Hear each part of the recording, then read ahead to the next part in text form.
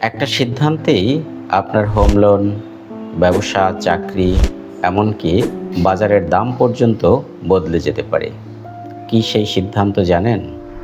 সুদের হার।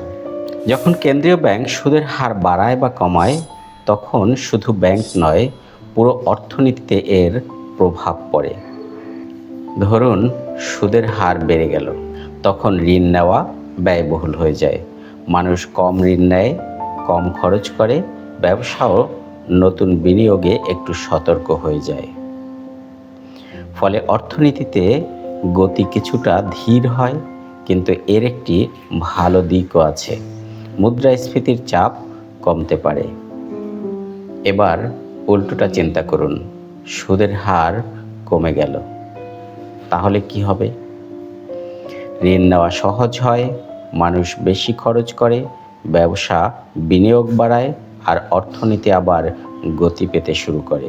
কিন্তু অতিরিক্ত খরচ আবার মুদ্রাস্ফীতি বাড়িয়ে দিতে পারে।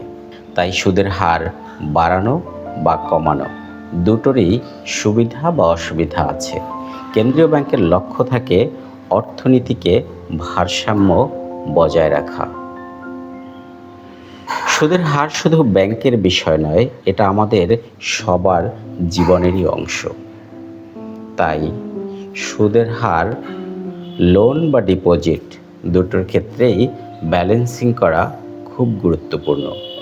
অর্থনীতিতে এবং মুদ্রাস্ফীতিতে ইন্টারেস্ট রেট বা সুদের হার সবচেয়ে প্রভাবশালী একটি প্রভাবক, যেটা মুদ্রাস্ফীতি থেকে শুরু করে মানুষের জীবনের ব্যালেন্সিং করা, ব্যবসা বাণিজ্য, চাকরি, বাজার পরিস্থিতি সব কিছুতে ভারসাম্য বজায় রাখতে সঠিক সময়ে সঠিক সুদের হার নির্ধারণ করাটাই গুরুত্বপূর্ণ। ধন্যবাদ।